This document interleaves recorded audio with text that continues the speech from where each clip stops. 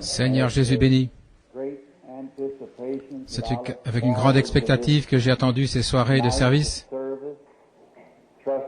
en ayant confiance que d'une façon ou l'autre, notre Père Céleste nous sourira en nous bénissant. Et chaque fois que j'en ai l'occasion de venir dans ces réunions ici à l'église, avec ce groupe, le petit groupe de membres ici à l'église, et les visiteurs bien sûr, et ceci n'a pas été annoncé. C'est juste une réunion de prière du mercredi soir ordinaire, et j'ai dit, peut-être que ce soir, nous verrons si on peut revenir. Et je me disais que nous allions prendre la relève, peut-être et annoncer cela pour la semaine prochaine. Nous ne pouvons pas faire asseoir tellement de monde ici. Et ce genre de réunions, si Dieu le veut, sont adressées à l'Église, pour le profit de l'Église. Nous sentons qu'on en a vraiment besoin en ce temps-ci, partout. C'est aussi pour l'édification du corps de Christ. Et maintenant, ceci en enseignant, j'ai eu des réunions de guérison pendant 8 jours d'affilée, et puis le fait d'enseigner, ce sera peut-être quelque chose de nouveau. Et je me disais cet après-midi, quand j'ai ouvert la Bible, après avoir été très occupé la journée, je me disais, eh bien, j'ai dit aux gens que j'enseignerai sur le sujet des 7 âges de l'Église, si le Seigneur le veut. Je me suis mis à lire, et j'ai simplement pris cela, et j'étais très heureux lorsque je me suis mis à lire cela. Et je m'étais dit, eh bien, je peux prendre tout cela en une soirée, en 1 heure. Alors je ne savais pas ce que le Saint-Esprit voulait que nous fassions. Nous n'essayons pas de fixer quoi que ce soit, c'est juste si c'est ta volonté, Seigneur. C'est ce qu'il y a de mieux. Et si c'est la volonté du Seigneur, j'aimerais enseigner ce soir sur les âges de l'Église et demain soir sur la marque de la bête et le soir suivant sur le sceau de Dieu. Et puis samedi, mon frère le concierge me disait il n'y a pas longtemps, il disait si on tenait ça le samedi et le dimanche matin comme d'habitude, quand les étrangers sont parmi nous, eh bien l'Église serait très sale et tout. Ils ont donc suggéré qu'on ait le mercredi, le jeudi et le vendredi, le dimanche matin et dimanche soir. Et j'ai dit, eh bien, ce serait parfaitement en ordre, en ce qui me concerne. C'est donc nous allons essayer, le Seigneur voulant, d'avoir cela le mercredi, jeudi, vendredi, dimanche matin et dimanche soir. Et peut-être dimanche soir, nous pourrons avoir un service de baptême, comme les gens ont déjà demandé à être baptisés. Et nous allons essayer chaque soir de commencer juste à temps, à 7h30, et je monterai sur l'estrade vers 8h, et nous sommes censés quitter le tabernacle à 9h30, le Seigneur voulant. Je sais que vous travaillez et vous avez des engagements respectés. Et maintenant, ces petits messages tirés du livre de l'Apocalypse sont adressés à l'Église. Et je souhaiterais que chacun de vous garde cela à l'esprit, que cela n'est pas adressé à la religion de qui que ce soit, ni dans un autre motif. Il s'agit uniquement, au mieux de ma connaissance, de lire et d'expliquer la parole de Dieu. Ce n'est pas par un motif égoïste, ce n'est pas adressé à quelqu'un, à un individu, à l'Église de n'importe qui, à la religion de qui que ce soit. Et la raison pour laquelle j'aime enseigner sur cette révélation ici au tabernacle, ceci étant ma propre Église, eh bien, je me sens vraiment chez moi, vous savez. Et je veux donner en quelque sorte à mes brebis le genre de nourriture que je pense être nécessaire pour elles. Parfois, les gens doivent y mettre un peu de sel quand la luzerne est un peu moisie, vous savez. Peut-être que cela pourrait faire du mal aux brebis si vous ne le faites pas. Ainsi, de temps à autre, peut-être la luzerne devient un peu moisie à l'église et que des petites divergences surgissent. Je pense un peu de sel, en quelque sorte, c'est une saveur. Ne le pensez-vous pas? C'est pour les empêcher de tomber malades. Ainsi, nous prions que Dieu nous bénira dans ses efforts. Et combien sentent, en tant qu'hommes et femmes tels que nous sommes, j'aimerais que nous examinions demain le sujet « Qu'est-ce que la marque de la bête ?» Il y a beaucoup de choses à ce sujet dans la Bible. Qui l'a et qui l'aura? Et puis ce qui va arriver, il y aura un temps où cela sera. Je ne sais pas, il se peut que ce soit maintenant. Nous allons voir et examiner cela. Il n'y aura que 2 classes de gens sur la terre. Et l'une va avoir la marque par le diable, et l'autre aura la marque de Dieu. Et je pense que comme nous nous approchons de ce temps, nous ferions mieux de nous mettre à examiner pour voir ce qu'est cette chose. En effet, ça ne va pas venir comme quelque chose d'énorme. La Bible dit que cela s'infiltrera si facilement au point de séduire les élus si c'était possible. Nous essaierons donc, Dieu voulant, d'examiner cela demain soir. Maintenant, c'est juste au mieux. Maintenant, apportez votre Bible, votre crayon et du papier, et nous aimerions que vous notiez les Écritures. Et si vous pensez que ce n'est pas tout à fait exact, écrivez-moi une petite note pour la soirée suivante. Je me rappelle être resté 1 an et 6 mois sur le livre de l'Apocalypse au tabernacle ici. Ce que j'aime dans l'enseignement, j'aime vraiment l'enseignement. Oh là là, je pense que c'est merveilleux. Cela donne des bases et cela établit l'Église.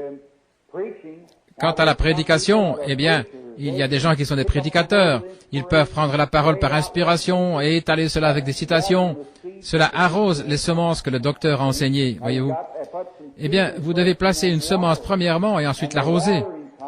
Et l'arrosage vient par la prédication de la parole. Il y a une vaste différence entre un enseignant, un docteur et un prédicateur, voyez-vous. Ce sont 2 différents dons de l'esprit, tout à fait. 2 dons différents de l'esprit. Et je dis cela avec humilité, mais je n'ai ni l'un ni l'autre de ces dons. Mais le mien, comme souvent, c'est prier pour les malades. C'est ce que le Seigneur m'a appelé à faire. Et puis, en ce temps-ci, ça donne de la relaxation à mon esprit d'étudier quelque chose de différent, de ne pas avoir de service de guérison divine, mais simplement enseigner la parole. Et nous nous en tirons bien ici. Je me rappelle, ça fait longtemps que vous me supportez, environ 12 ans là-dessus.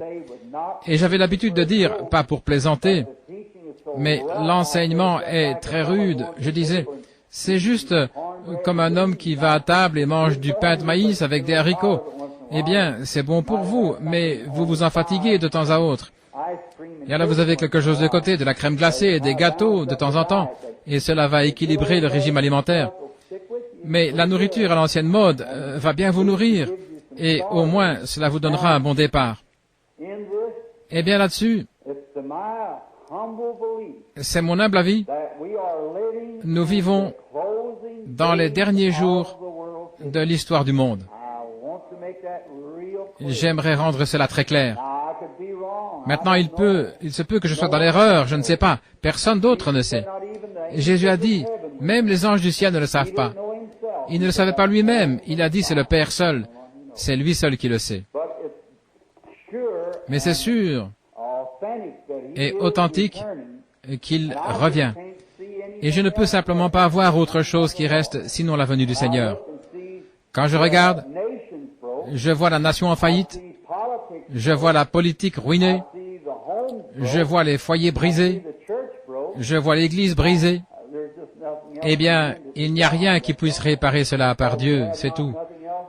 En effet, ils n'ont rien d'autre. La moralité de cette nation est ruinée. Et les partis politiques sont en pièces. Eh bien, nous avions placé beaucoup de confiance dans notre politique. Elle est brisée.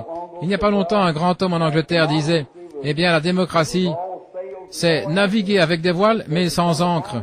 Il disait, il vient un temps où on se mettra sur des boîtes à savon pour faire la campagne électorale. Eh bien, c'est vrai, mais il ne pensait pas à son Parlement bien-aimé, où c'est toute voile dehors, mais aussi sans ancre, et cela s'envolera aussi, et tous les royaumes de ce monde seront mis en pièces. Jésus régnera et dominera, c'est vrai. Mon espérance ne repose sur rien d'autre que le sang de Jésus et sa justice. Quand tout cède autour de mon âme, il est tout mon espoir et mon appui. Sur Christ, le solide rocher, je me tiens. Tous les autres terrains ne sont que du sable mouvant. Combien je souhaiterais commencer maintenant une réunion d'enseignement de 3 mois afin d'aborder le livre de l'Apocalypse et le rattacher avec Daniel, la grande vision. Combien y a-t-il ici qui restent dans ce petit troupeau, qui se souviennent du temps où j'avais un tableau ici? Je sais que frère Head était là et nous en avions beaucoup parmi vous ici lorsque nous avions le vieux tableau. Eh bien, le livre de l'Apocalypse, comment il est représenté et Daniel se rattache à cela. Ésaïe s'y rattache et tout l'Ancien Testament s'y rattache. C'est le livre de la révélation de Jésus-Christ. Le livre de la révélation de Jésus-Christ. Et puis là, il y a 7 églises, 7 fléaux, 7 sceaux, 7 trompettes. Eh bien, une trompette représente la guerre, un sceau, un mystère qui se dévoile. Et un fléau, c'est ce qui suit chaque guerre. Et avec l'aide de Dieu, avec le livre d'histoire, je peux vous prouver que nous vivons au temps de la 7e trompette ou le 7e fléau, et où le 7e sceau doit être ouvert, et la 7e coupe doit être déversée. Quand la 6e a retenti, on va peut-être l'aborder ce soir d'une certaine manière, vendredi soir, quand la Première Guerre mondiale, eh bien, cette 6e trompette a retenti, exactement comme Dieu avait dit qu'elle retentirait. Exactement du point de vue géographique, cela a suivi le sceau avant cela. Et quand le mystère a été révélé là, que le baptême du Saint-Esprit, et les gens alors, comment l'Église n'a pas progressé, et ceux qui avançaient ont refusé d'entrer dans la lumière et sont retournés en arrière. Et le fléau s'est ouvert à ce moment-là et s'est déversé sur la terre. C'était la grippe, influenza, qui a tué des milliers et des milliers de gens. Et ensuite on est arrivé à cet âge-ci, celui où nous sommes. Et on est juste venu entendre ce que le Seigneur a à dire à ce sujet dans sa parole. Maintenant, ce n'est pas quelque chose que j'ai fabriqué. Je lis simplement comme un journal, directement dans la parole de Dieu. Ainsi, c'est sa révélation directe adressée à l'Église, la révélation de Jésus-Christ à l'Église. Maintenant, avant de lui parler, ou avant que nous parlions de ses écrits, inclinons la tête et parlons-lui juste un instant dans un mot de prière. Notre bien-aimé Père Céleste, alors que nous inclinons solennellement la tête vers la poussière d'où nous avons été tirés et où nous retournerons un jour si tu tardes, nous nous inclinons humblement pour te demander d'être près de nous ce soir et de nous bénir.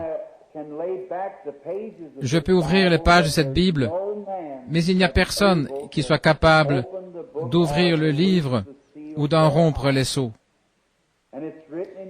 Et il est écrit ici, « Celui qui en enlèvera une partie, sa part sera retranchée du livre de vie, et celui qui ajoutera, les fléaux de Dieu seront déversés sur lui. » Père, nous nous rendons compte qu'en tant qu'hommes et femmes mortels assis ici ce soir, sachant que nous sommes des gens qui vont dans l'éternité, ô Dieu, puisse le Saint-Esprit venir, l'auteur de cette Bible, et ouvrir pour nous ces pages, et puisse ton humble et inutile serviteur prêcher comme un homme mortel à des hommes mortels, comme si ceci allait être la dernière réunion de ce côté-ci de l'éternité, la dernière soirée où nous puissions nous rassembler.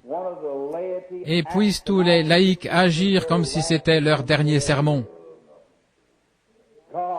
Ô Dieu, ôte toutes les folies, rends-nous sincères, sachant que nous devons répondre au jugement de Dieu un jour.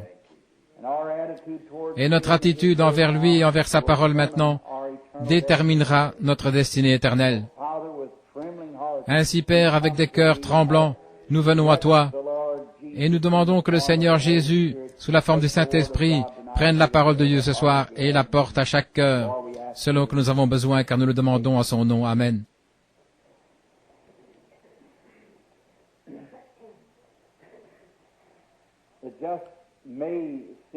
Cela peut sembler un peu étrange pour moi, pendant quelques instants donc, commencer à aborder un sujet pour l'enseignement. En effet, ça a toujours été sur la guérison divine pendant ces quelques dernières années, et pas sur la prophétie, en aucun cas.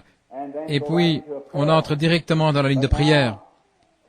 Et maintenant, ce soir, nous aimerions avoir un arrière-plan du livre nous demandons à Dieu de l'ouvrir pour nous. C'est le livre de la révélation de Jésus-Christ. Ce livre a été écrit vers 96 après Jésus-Christ, selon les écrivains. Et c'était Jean le bien-aimé. Et il avait eu cette vision sur l'île de Patmos. C'est une île dans la mer Égée, une île d'environ 15 miles, quelque chose comme ça de superficie. C'est un endroit vraiment rocailleux, plein de serpents et autres.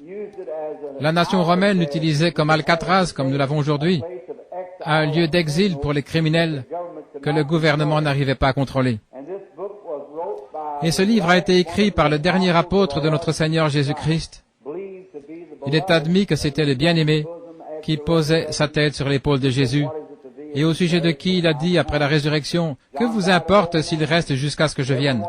Jean est mort étant un vieil homme. Chacun des martyrs a scellé son témoignage de son propre sang. Jean, c'était ainsi qu'a été sa destinée. On l'a attrapé et on l'avait fait bouillir dans une cuve d'huile pendant 24 heures, de l'huile bouillante, et il n'en a subi aucun mal.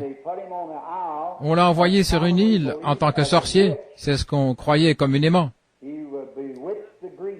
Il avait ensorcelé l'huile au point que cela ne l'a pas brûlé, disait-on. Naturellement, c'était la puissance de Dieu. Vous ne pouvez pas faire sortir le Saint-Esprit d'un homme en le faisant bouillir.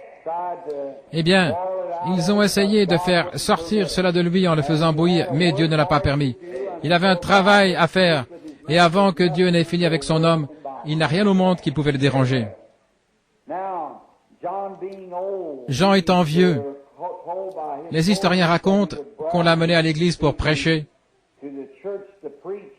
et qu'il était tellement vieux que la seule chose qu'il arrivait à dire, c'était « Petits enfants, aimez-vous les uns les autres ». Je vous assure que c'est une très bonne chose à prêcher. « Petits enfants, aimez-vous les uns les autres ». Plus je vieillis dans le ministère, dans ma 21e année, je pense, et plus j'avance, plus je pense au Seigneur Jésus, plus je commence à découvrir que c'est l'amour qui couvre le tout. L'amour de Dieu, déversé dans nos cœurs par le Saint-Esprit. Maintenant, nous allons lire quelques versets pour commencer, et ensuite nous aborderons directement l'enseignement sur l'Église. Et puis, on essaiera d'amener cela à un point où, Dieu voulant, nous pourrons relier cela avec la marque de la bête demain soir. Maintenant, ceci est adressé à l'Église. Mais je vais essayer de parler au moins de l'Église d'Éphèse, la première Église, et de la dernière Église, celle dans laquelle nous vivons maintenant, l'Église de Laodicée. La révélation de Jésus-Christ que Dieu lui a donnée pour montrer à ses serviteurs les choses qui doivent arriver bientôt et qu'il a fait connaître par la voix de son ange à son serviteur Jean. Maintenant, les Écritures nous donnent un point de départ. C'est la révélation. Le mot révélation signifie quelque chose qui est révélé. La révélation de Jésus-Christ qui a été donnée à Jean, et un ange a été envoyé pour attester ou pour signifier cela. Celui-ci a rendu témoignage de la parole de Dieu et de Jésus-Christ, de tout ce qu'il a vu. Béni celui qui lit. Combien voudrait avoir une bénédiction? Alors, lisez ceci. Celui qui lit, béni celui et ceux qui entendent les paroles de la prophétie et qui gardent les choses qui y sont écrites, car le temps est proche. En d'autres mots, ce n'est pas le temps, que le temps était proche, mais en ce temps-là, le temps est proche lorsque vous voyez cette parole accomplie, la révélation complète. Lorsque Dieu a commencé comme un artiste qui dessine un tableau, il a commencé par jouer ce rôle. Vous pouvez voir cela prendre forme. Et lorsque vous voyez cela au début du livre de l'Apocalypse, vous voyez Jésus-Christ commencer à apparaître dans le tableau. Et à la fin de cela, vous le voyez au complet, assis avec son Église, glorifié. Tous les jours du péché, des troubles et des tentations sont passés, et Christ est assis avec son Église dans les glorieux cieux en haut. Très bien, au verset 4. Jean aux églises. Maintenant, c'est Jean qui parle. D'abord, c'est Dieu qui présente la révélation de Jésus-Christ. Ensuite, c'est Jean. Jean aux églises qui sont en Asie. Que la grâce et la paix vous soient données de la part de celui qui est, qui était et qui vient, et de la part des 7 esprits qui sont devant Dieu. Oh, si seulement nous avions un tableau ici maintenant pour dessiner un peu, voir les 7 esprits qui sont devant Dieu. Maintenant, pour gagner un peu de temps, sachant que je ne devrais pas mal citer quoi que ce soit pour rien au monde, et si vous avez un peu de doute, notez cela, et ensuite posez-moi la question, et je vous donnerai le passage des Écritures en rapport avec cela. Maintenant, les 7 esprits qui sont devant Dieu. Ces 7 esprits étaient représentés comme les 7 esprits qui avaient été envoyés pour les 7 âges de l'Église. Les 7 esprits qui sont devant Dieu. Nous pouvons prendre cela depuis l'Ancien Testament, si seulement nous avions le temps.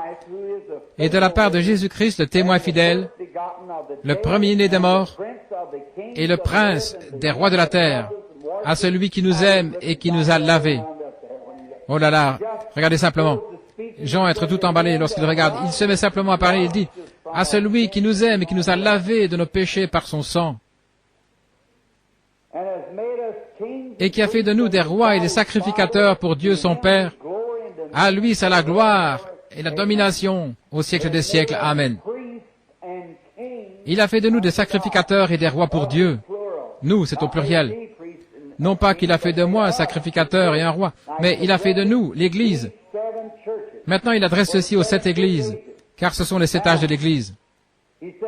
Il a dit, la domination et la gloire lui soient rendues au siècle des siècles. Il a fait de nous des sacrificateurs. Savez-vous ce qu'est un sacrificateur? Quel est son office? Un sacrificateur doit offrir des sacrifices, faire l'intercession. Et là, dans le livre des Hébreux, il est dit que nous, l'Église, nous sommes un sacerdoce royal. Un sacerdoce royal, une nation sainte, un peuple particulier. Une nation sainte, un peuple particulier, un sacerdoce royal, offrant, voici maintenant, offrant des sacrifices spirituels. Chaque homme et chaque femme qui vient à Dieu passe derrière le voile. Dans l'Ancien Testament, il y avait un voile qui était suspendu entre le lieu saint et le Saint des Saints. Il n'y avait qu'Aaron seul qui devait entrer là une fois l'an. Mais chaque homme qui devenait un sacrificateur pouvait avoir une bouchée ou goûter à la manne originelle que Moïse et Aaron avaient ramassée le premier jour où la manne était tombée du ciel, quand ils ont traversé le Jourdain. Les ennemis avaient été tués derrière eux, et le jour suivant, ils sont allés là, et partout sur la terre, il y avait des petites gaufrettes. Dieu avait fait pleuvoir cela du ciel. Ils ont appelé cela la manne, ça avait le goût du miel. Et les gens étaient censés simplement ramasser assez pour une seule journée. Et s'ils la gardaient, jusqu'au lendemain, c'était contaminé. Et Dieu a dit à Moïse et à Aaron d'aller en ramasser plusieurs homères, des grands paniers, et d'amener cela dans l'arche, le lieu saint.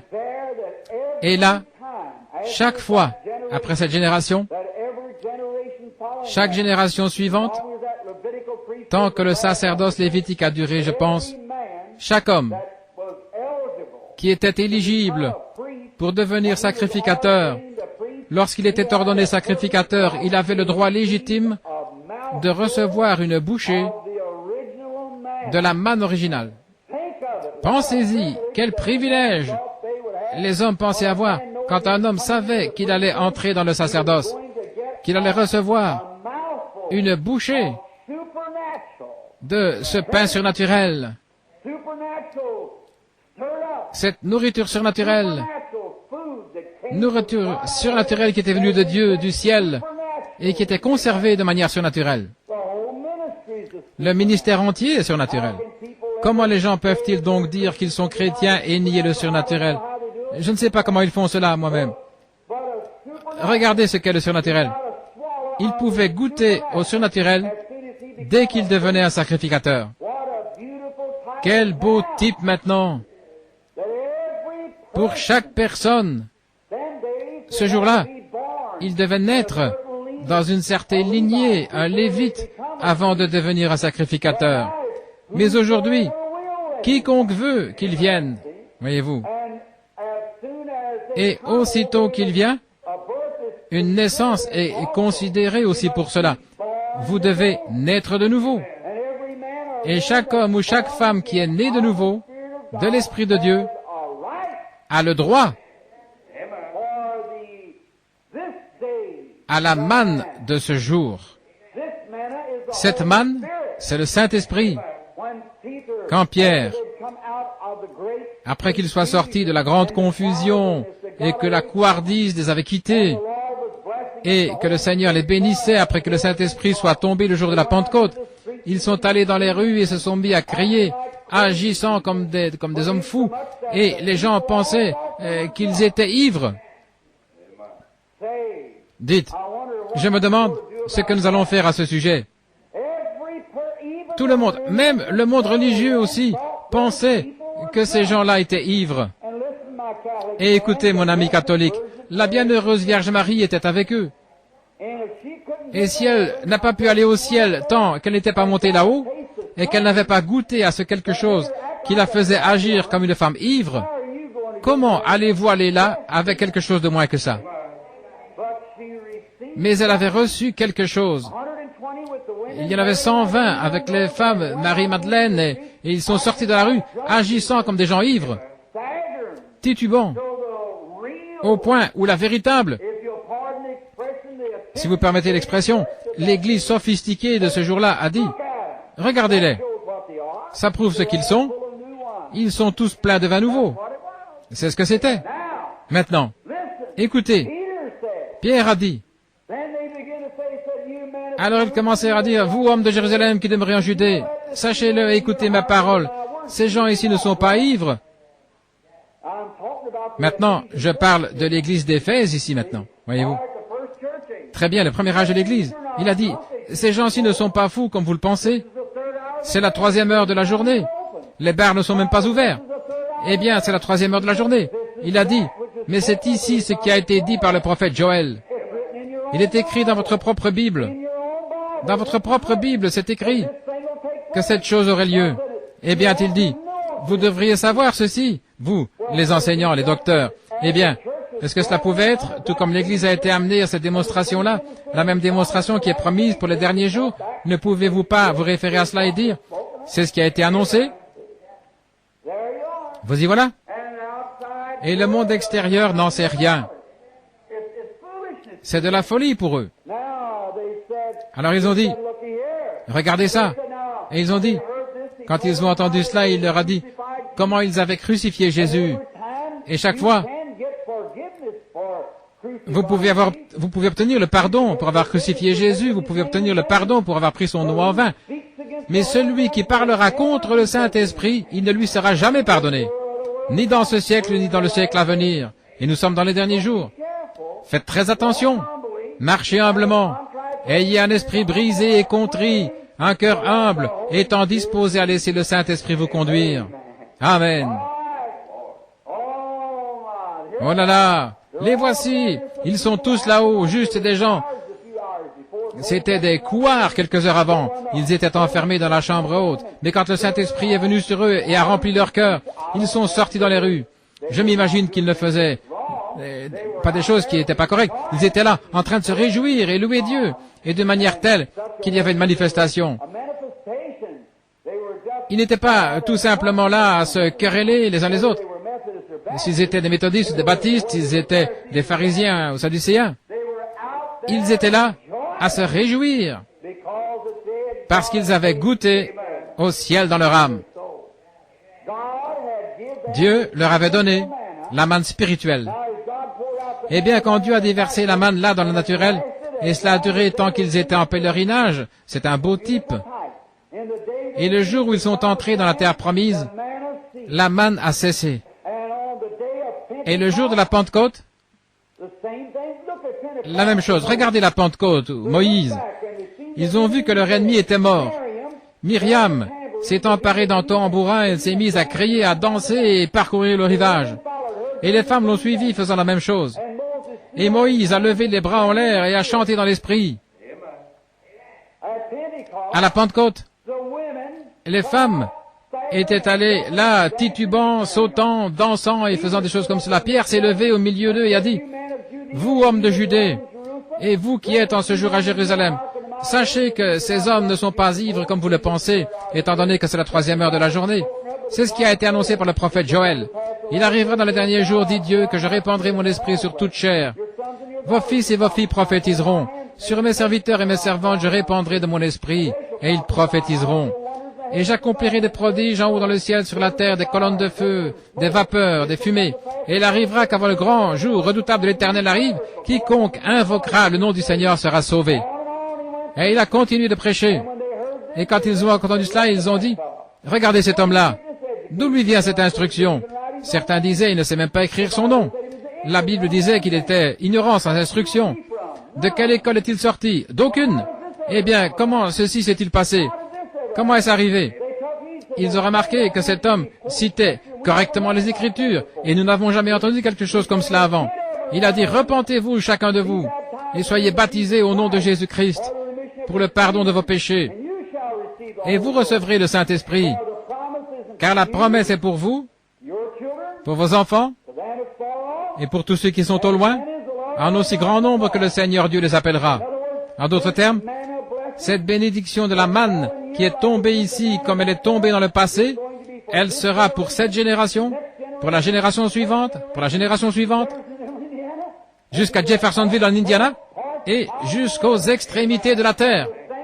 Et le même Saint-Esprit qui était tombé en ce temps-là, tombe maintenant, avec les mêmes résultats, la même chose, les mêmes personnes. Voyez-vous ce que je veux dire? C'est simplement parfait. Remarquez. À celui qui vaincra, je lui donnerai le pain de vie. Il a dit cela devant l'une des églises. Et il n'aura plus soif, il n'aura plus faim. Il n'aura plus soif. Si jamais un homme, regardez, que votre veste spirituelle soit bien fermée, si jamais un homme ou une femme reçoit une fois réellement le Saint-Esprit, vous ne pourrez jamais l'ébranler. Il sait où il se tient. Vous pouvez venir avec des isthmes et tout. Il marchera directement au milieu de tout ça. Il n'aura plus jamais soif. Il sait exactement qui est son Créateur. Il ne sera jamais confus. Ne le dérangez pas. Il continuera directement de l'avant. Je lui donnerai le pain de la vie. Et il n'aura plus faim, il n'aura plus soif, voyez-vous. Et l'arbre qui est au milieu du paradis de Dieu, il en mangera, voyez-vous, l'arbre. En effet, cet arbre était Jésus-Christ. Et Jésus-Christ étant mort, il est revenu sous la forme du Saint-Esprit. Il est donc ici, la manne qui est mangée dans l'Église. Remarquez. Voici, le verset 6. Et il a fait de nous des sacrificateurs et des rois pour Dieu, un sacerdoce spirituel, une nation royale. L'offrande spirituelle, qu'est-ce? Le sacrifice spirituel, je cite les Écritures, c'est le fruit de nos lèvres, rendant gloire à son nom. Eh bien, quel genre est-ce? Un sacrifice spirituel. Eh bien, nous pouvons aussi bien commencer ici. Un bon passage par où commencer. Quand une petite confusion surgit dans l'Église, courez d'un côté à l'autre. Si vous le faites, vous n'êtes certainement pas un sacrificateur. Non, vous priez jusqu'au bout. Des sacrifices spirituels, les fruits de nos lèvres, rendant gloire à son nom. Voyez-vous ce que je veux dire? Eh bien, direz-vous, je n'ai vraiment pas envie d'aller à l'église, mais vous êtes un sacrificateur. C'est votre devoir. Vous devez être là. Eh bien, je n'ai vraiment pas envie de prendre part à ce service. Vous êtes un sacrificateur, offrant un sacrifice spirituel. Non pas donner un coup de main à quelqu'un, comme nous dirions aujourd'hui. C'est tout à fait bien. Je n'ai rien contre cela. Non pas conduire quelqu'un à l'église, c'est tout à fait bien. Je n'ai rien contre cela. Mais il s'agit de vous. C'est vous qui offrez un sacrifice spirituel, le fruit de vos lèvres, rendant gloire à son nom. Lorsque vous voyez un temps arriver où tout le monde blasphème et dit ces choses et fait des choses qui ne sont pas correctes, que faites-vous? Vous éloignez? Vous êtes censé vous tenir là avec un sacrifice spirituel en disant « Le sang de Jésus-Christ purifie de tout péché. Il fait de moi une nouvelle créature en Jésus-Christ. » Tu es fou, mon gars. D'après ce que tu dis, c'est bien. Mais pour moi, c'est la puissance de Dieu pour le salut. Je le crois. Et vous dites que vous croyez dans la guérison divine? Eh bien, je ne crois pas. Vous feriez mieux de demander à notre pasteur. Que pensez-vous de ça? C'est vous qui êtes un sacrificateur. C'est vous la personne. Oui, monsieur, je crois cela, car la parole de Dieu le dit. Croyez-vous au baptême du Saint-Esprit? Oui, monsieur. Comment le savez-vous? Je l'ai reçu. Une bénédiction spirituelle. Le Saint-Esprit qui est descendu sur les apôtres, le même Saint-Esprit descend maintenant. Vous direz, c'était que pour les apôtres? Nous allons régler ça dans un instant, voir si ce l'était ou pas. Très bien. Un sacerdoce spirituel offrant des sacrifices spirituels. Et maintenant, verset 8, ou le 7e. Voici, il vient sur les nuées. Maintenant, laissez-moi m'arrêter ici un instant. Les nuées, ça ne veut pas dire qu'il vient sur un grand cumulus. Et maman, que son cœur soit béni, elle est assise ici quelque part. Quand j'étais un petit garçon, elle avait l'habitude de me faire asseoir et elle disait, il viendra sur de très grands nuages et il va ressusciter un jour et Dieu va venir. Et maintenant, les nuages sur lesquels il va venir, si seulement nous avions le temps de prendre tout cela, prendre le véritable arrière-plan de toute la chose, eh bien, la nuée sur laquelle il va venir, ce n'est pas un nuage comme un cumulus, mais c'est une nuée de gloire sur laquelle il va venir, voyez-vous. Eh bien, quand Jésus a été couvert de l'ombre par Dieu sur le mont de la transfiguration, il était couvert par des nuées ainsi que son vêtement. Et quand Élie est apparu là, une nuée est descendue et l'a reçu. Non pas une colonne de feu, je veux dire, pas un cumulus, mais une nuée de gloire. Sa grande et glorieuse présence frappera la terre. Il viendra sur des nuées. Oh, j'aime ça. Les nuées. Il y aura vague après vague de sa gloire sur la terre, et la résurrection des saints aura lieu. Quand ce précieux Saint-Esprit qui a vécu dans leur cœur, et ils sont morts, leurs cadavres gisent là, et les traces de larmes sont sur leurs joues, et des choses comme cela, et ils ont été placés dans un cimetière, et une grande vague de ce même esprit faisant whoosh, vague après vague. Les derniers seront les premiers, et les premiers seront les derniers. Comment cela se fera-t-il? C'est l'ordre de la résurrection. Je ne connaîtrai personne dans la génération avant moi, ni dans la génération après moi. Je connaîtrai les gens de cette génération-ci, et chaque génération passera successivement comme elle s'est éteinte. Les derniers seront les premiers. Assurément, il sera ainsi. Voyez-vous, je reconnaîtrai les miens. La personne suivante, mon papa reconnaîtra les siens. Son grand-père reconnaîtra les siens. Et ainsi, vague après vague après vague. Et les saints se lèveront de partout. Ne sera-ce pas merveilleux? Cela fait que les vieux se sentent jeunes à nouveau. Oui. Remarquez attentivement. Très bien. Il viendra sur les nuées. Et tous les yeux le verront. Peu importe depuis combien de temps ils sont morts, ils le verront quand même. Et même ceux qui l'ont percé, toutes les tribus de la terre se lamenteront à cause de lui. Amen. Jean a dû simplement crier Amen. Ça veut dire, ainsi soit-il, qu'il en soit ainsi. Je suis l'alpha et l'oméga. Maintenant, alpha, c'est A dans l'alphabet grec. Oméga, c'est Z dans l'alphabet grec. En d'autres mots, si c'était traduit aujourd'hui, on dirait, je suis de A à Z.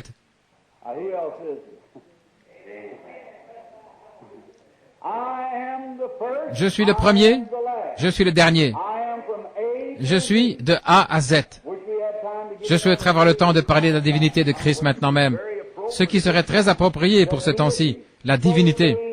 Donc au jour où beaucoup de gens cherchaient à faire de lui juste un enseignant, juste un philosophe, ou simplement un prophète, il était Dieu. Soit il était Dieu, ou il était le plus grand séducteur que le monde ait connu. Et s'il était un prophète, son sang était celui d'un homme. S'il était un docteur, un enseignant, son sang était celui d'un homme. Il était Dieu et son sang était divin. Le Dieu Tout-Puissant avait couvert de son ombre la Vierge Marie et il avait créé la cellule de sang dans le sein de Marie. Et c'est cela qui a engendré le Fils Jésus-Christ. Et Dieu a condescendu, il habitait dans ce corps-là. Dieu Emmanuel fait chair parmi nous. Il ôte les péchés. Quand Dieu a créé son premier homme, il l'a créé à son image. Il était un homme spirituel dans Genèse 1, 26. Ensuite, il n'y avait pas d'homme pour cultiver la terre. Après avoir créé l'homme, masculin et féminin, nous allons parler de ceci, sur ces 7 étoiles. Mais il l'a fait à la fois homme et femme, là au commencement, c'est vrai, à sa propre image, et Dieu est esprit. Et ensuite, dans Genèse 2, il n'y avait pas d'homme pour cultiver la terre, alors Dieu l'a mis dans la chair. Il l'a fait homme, non pas à son image, mais à partir de la poussière de la terre. C'est vrai, il lui a donné une main comme celle d'un singe, un pied comme celui de l'ours, ou n'importe quoi d'autre, je ne sais pas, mais il lui a donné 5 sens pour entrer en contact avec sa demeure terrestre. Et après, cet homme-là avait péché, et Dieu est descendu, et il a été fait homme pour ôter le péché des hommes. Amen. Par la rédemption, je suis l'alpha et l'oméga. Je l'ai regardé ici, dans Apocalypse chapitre 4, quand Jean s'est retourné pour voir cette voix qui lui parlait. Il était assis sur un trône avec un arc-en-ciel au-dessus de la tête. Et l'arc-en-ciel avec 7 couleurs parfaites. Et ces 7 couleurs parfaites représentaient les 7 âges de l'Église. C'est vrai, à nouveau. Et qu'était-ce? Voici la chose. Frère, ceci est frais. C'est nouveau. Regardez, 7 couleurs parfaites. Et un arc-en-ciel représente une alliance. Dieu a donné à Noé l'arc-en-ciel premièrement comme une alliance. Et ces éléments sont toujours sur la terre, comme la promesse de Dieu devant lui. Quand il pleut, il voit l'arc-en-ciel. Il a dit, je ne détruirai plus par l'eau. Et puis, il a vu Jésus. Il avait cette couleur de l'arc-en-ciel au-dessus de lui. Il était là. C'était l'alliance de Dieu. Et il se tenait au milieu des 7 chandeliers d'or. Et il avait l'aspect de la pierre de jaspe et de sardoine. Jaspe, c'était Ruben. Et la pierre de sardoine, c'était Benjamin. C'était le premier et le dernier des patriarches. C'était l'alpha et l'oméga. Le commencement et le dernier. Les 7 couleurs de l'arc-en-ciel. Les 7 âges. L'alliance avec lui, dans les 7 chandeliers d'or, avec les 7 étoiles. Oh, quel tableau! Nous arriverons à cela d'ici peu. Seigneur voulant. L'alpha et l'oméga, le commencement et la fin. Dit le Seigneur, qui est, qui était, et qui doit venir. Le Tout-Puissant. Qui est-il? De qui est cette révélation? Jésus-Christ. Et ici, il n'est pas un prophète. Regardez. Il est le Tout-Puissant. Dieu manifesté, l'alpha, l'oméga. Je suis de A à Z. Celui qui était, qui est, qui viendra, je suis le Tout-Puissant. C'est très clair, n'est-ce pas? Il n'y a aucune controverse. Le Seigneur qui était, qui est et qui viendra, le Tout-Puissant. Maintenant, c'est Jean qui parle, écoutez. Moi, Jean, qui suis aussi votre frère, par compassion dans la tribulation, dans le royaume, et par la persévérance de Jésus-Christ, j'étais sur l'île appelée Patmos à cause de la parole de Dieu. Dites-moi donc, pouvez-vous imaginer un homme qui a été placé dans un lieu comme cela à cause de la parole de Dieu? Oui, à cause de la parole de Dieu et du témoignage de Jésus-Christ. Il était exilé là pour avoir prêché la parole de Dieu à un peuple religieux. C'est ce que la parole dit, n'est-ce pas? Il était là à cause de la prédication, il était exilé, excommunié de l'Église, de la société, du monde entier. Amen. Mais il n'était pas excommunié par celui qui l'aimait et qui l'avait lavé dans son propre sang. Il était dans sa présence, sur cette île appelée Patmos, à cause de la parole de Dieu. Je me demande combien de prédicateurs aujourd'hui feraient cela. Si on nous fait un petit quelque chose qui dérange, nous sommes tellement bouleversés. Et voici cet homme qu'on avait fait bouillir dans l'huile pendant 24 heures, et on l'a jeté sur l'île de Patmos, et le Seigneur était toujours avec lui. Et j'aime vraiment ce vieux cantique. Si Jésus va avec moi, j'irai n'importe où. Nous le chantons, mais je me demande si nous le pensons vraiment. À mon humble avis, cela ne traînera pas qu'il vous soit accordé une possibilité de le prouver. Vous feriez mieux d'être vraiment sûr. Vérifiez, faites l'inventaire, voyez si tout est en ordre. Eh bien, juste pour arriver à commencer ici maintenant, Jean répond et il a dit qu'il était sur l'île de Patmos à cause de la parole de Dieu et du témoignage. J'étais dans l'esprit. J'aime ça. J'étais dans l'esprit au jour du Seigneur. En parlant d'un autre jour, là, pour mes amis adventistes, en effet, nous sommes sûrs d'aborder cela dans peu de temps.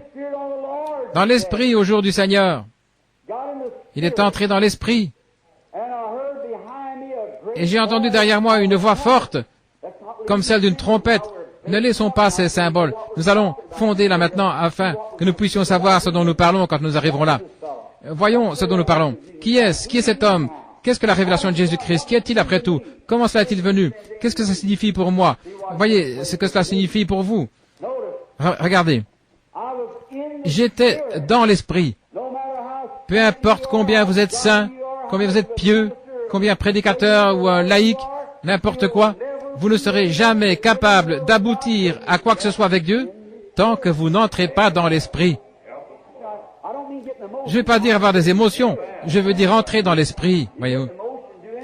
Vous avez des émotions, vous faites n'importe quoi, mais lorsque vous entrez dans l'esprit, vous voyez des choses.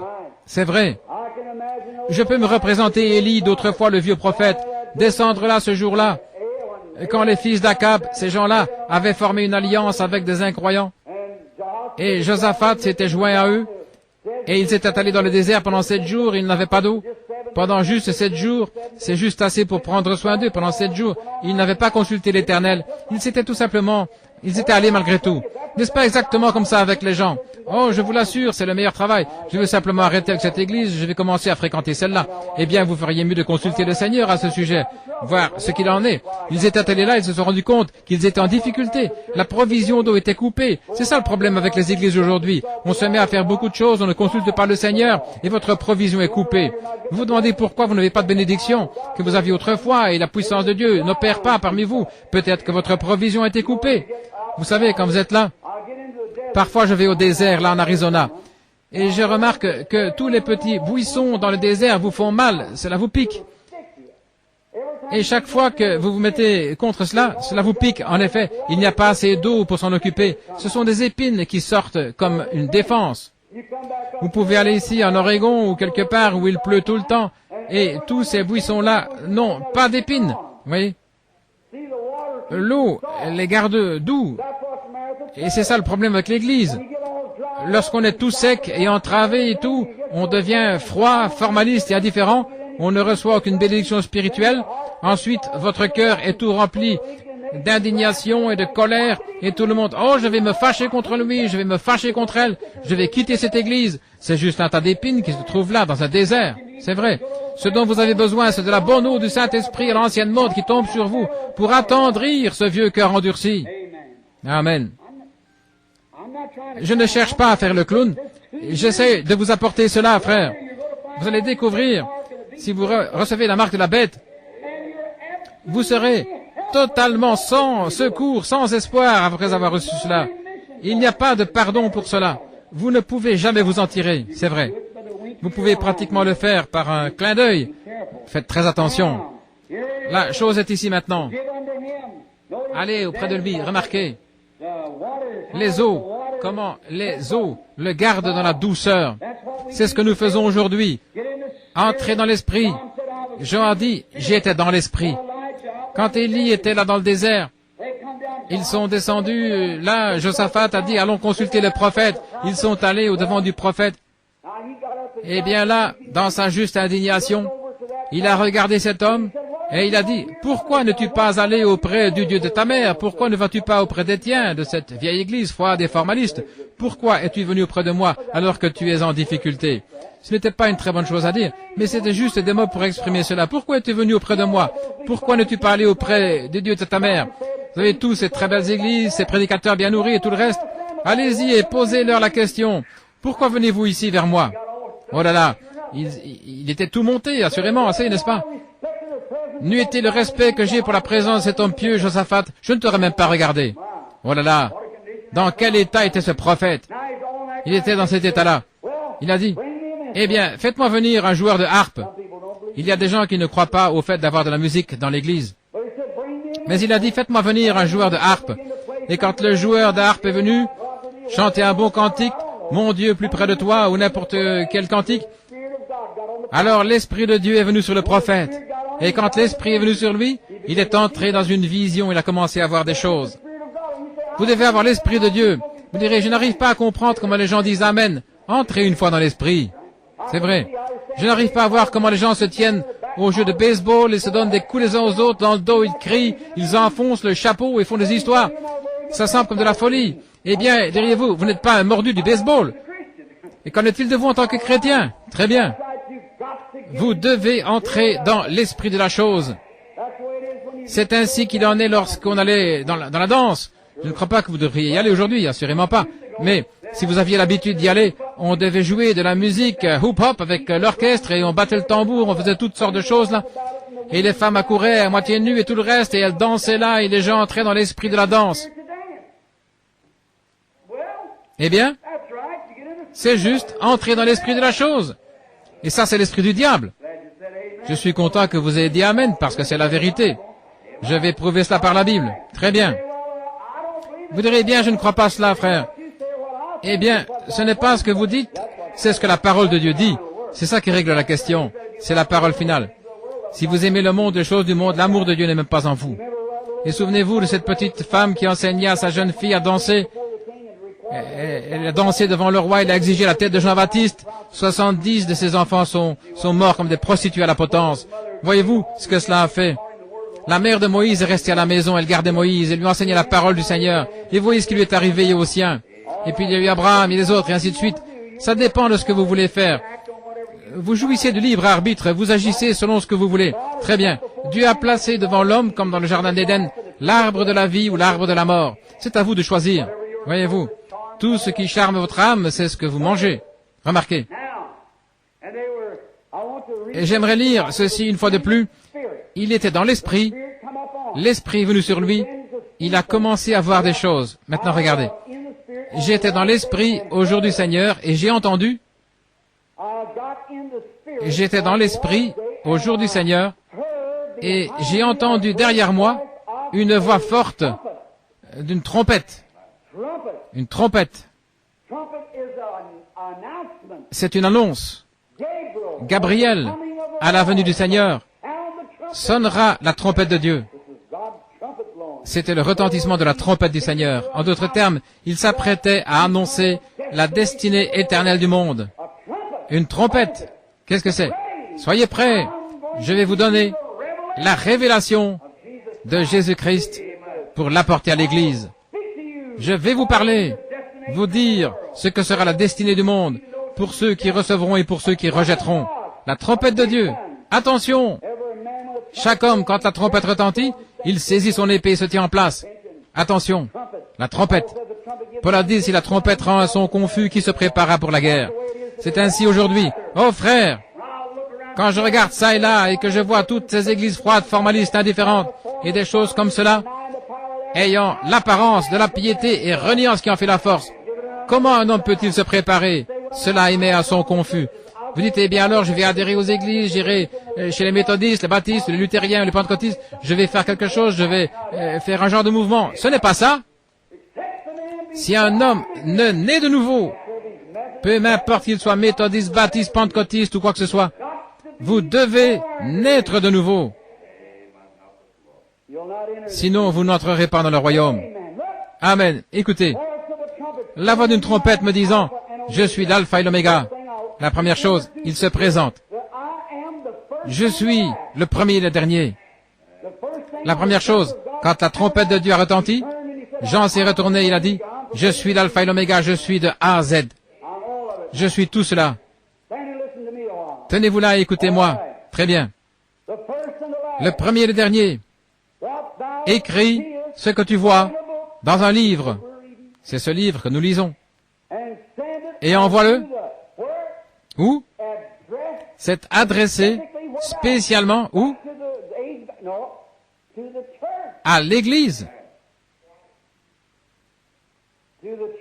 à l'Église. Remarquez bien. Écris ce que tu vois dans un livre et envoie-le aux 7 églises qui sont en Asie. En effet, c'est un type de l'Église. Et nous en parlerons dans quelques instants pour montrer comment l'Ancien Testament représentait les 7 âges. Ces 7 âges sont établis, ou plutôt les 7 églises.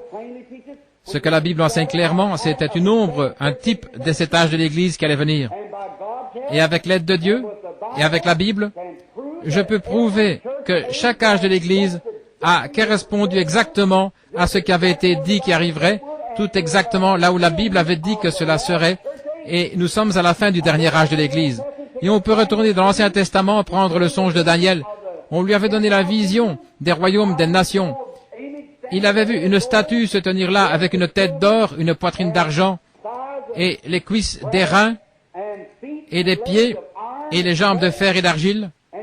Et cela avait montré chacun de ces royaumes qui allaient se succéder les uns après les autres, exactement comme la Bible l'avait dit.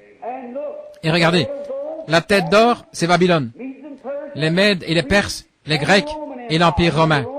L'Empire romain s'est divisé en 10 royaumes. Rome de l'Orient et Rome de l'Occident et ainsi de suite. Et là, il y avait le fer et l'argile. Ils ne se mélangeront jamais. Les protestants et le catholicisme sous la même domination des nations. Et il a dit qu'ils essaieront même de briser l'un la puissance de l'autre. Ils se marieront les uns avec les autres. Exactement ce qu'ils font aujourd'hui. Exactement. Et ce royaume-là, au jour de ces rois, le Dieu du ciel a détaché une pierre de la montagne sans le secours d'une main, et cela a frappé cette statue au pied, et ça a brisé tous les royaumes des nations. Le royaume de Christ a régné et dominé, et il a grandi, il a couvert la terre, la mer et les cieux. Les royaumes des nations ont disparu comme du chaume, comme la balle dans l'air en été. Quel tableau nous sommes en train de vivre. Et aujourd'hui, vous voyez les catholiques et les protestants se marier, cherchant à briser la puissance.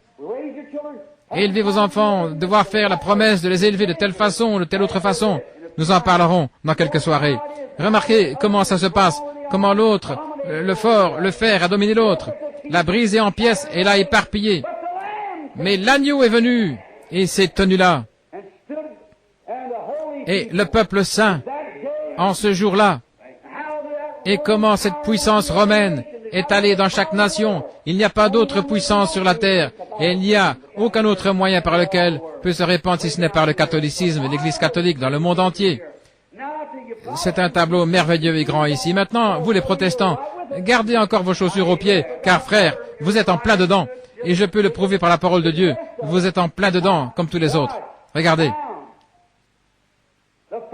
Le premier et le dernier, écris ce que tu vois dans un livre.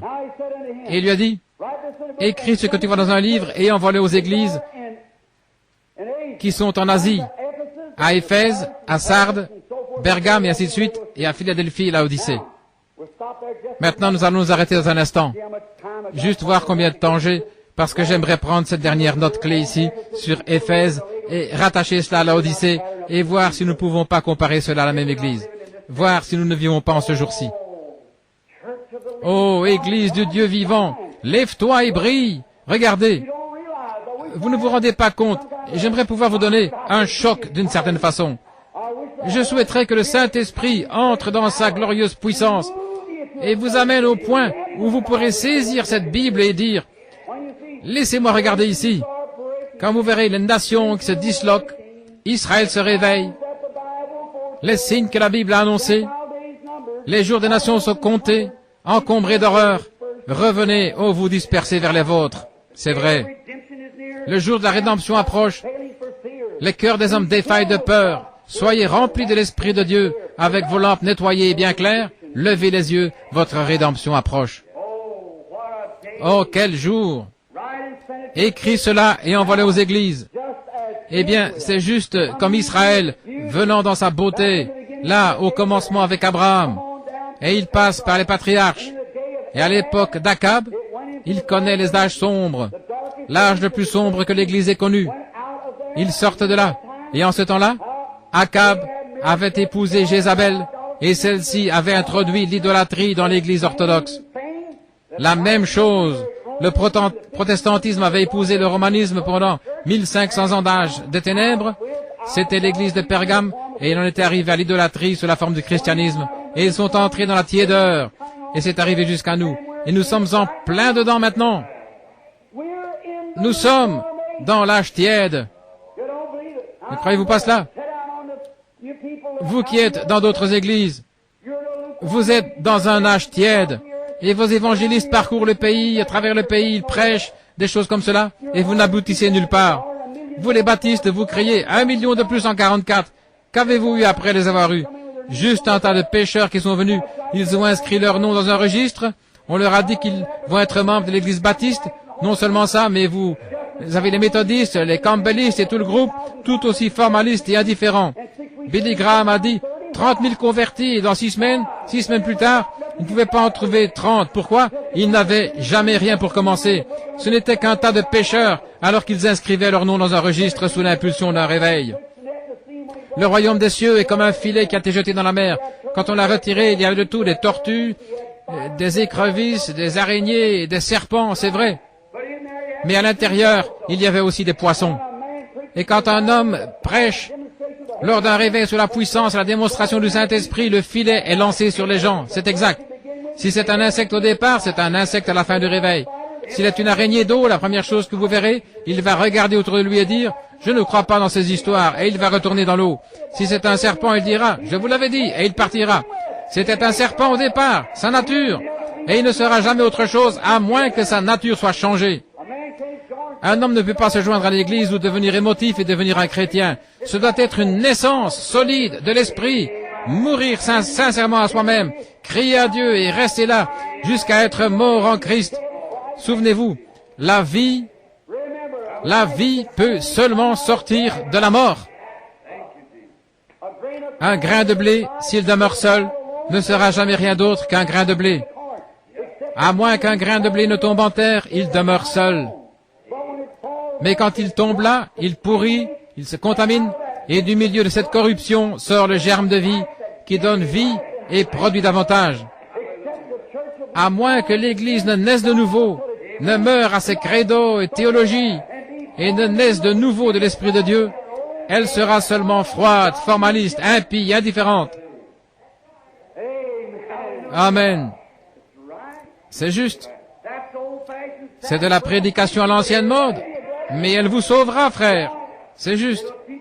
Elle vous gardera quand la tempête soufflera, et vous serez enracinés. Enlevez toute la saleté avant de verser le béton, c'est juste. Accrochez l'encre profondément. Oh, frère, dans quel jour vivons-nous? Un âge de l'Église formaliste, indifférent. Oui, monsieur. Envoie ce message, dit-il, aux 7 églises. Maintenant, dans cet âge-là, ils se mariaient dans l'idolâtrie. Ils font la même chose maintenant. Ils viennent et font la même chose. Et de là est sortie une chrétienté formaliste. Elle a commencé à s'estomper jusqu'à en arriver au dernier âge de l'Église. Maintenant, l'Église moderne, que nous appelons la dénomination, nous, les gens de la sainteté, nous les appelons l'Église moderne. Ils ont leur réveil aussi. Vous dites, ils n'iront nulle part. Mais attendez une minute. Qu'avons-nous? Nous n'avons rien. Rien de plus qu'eux. C'est juste.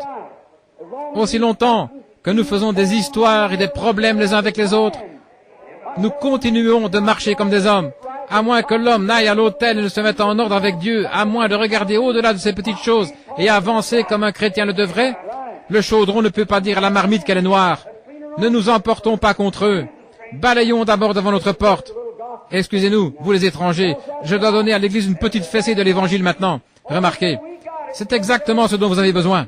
Oh, direz-vous, nous avons reçu cela. Et vous vous levez, et vous tapez le piano aussi vite que possible avec un tas de tambours, et vous courez ça et là dans la salle, et vous sortez pour vous disputer avec votre voisin. Avez-vous eu quelque chose? Oui, certainement pas. Tout ce que vous avez, c'est d'être tiède. Tant que la musique joue, vous courez. Dès que la musique cesse, vous arrêtez. Frères, ne traitez pas les autres de tous les noms. Regardons d'abord devant notre porte. Amen. Je vous assure, nous avons besoin d'un réveil à l'ancienne mode, comme nous avions dans les campagnes lorsqu'on restait face contre terre toute la nuit, non pas pour faire des histoires, mais dans une véritable tristesse selon Dieu, et non pas venir à l'hôtel et y rester, mais pour aller mettre les choses en ordre avec les voisins, avec qui on a quelque chose qui ne va pas.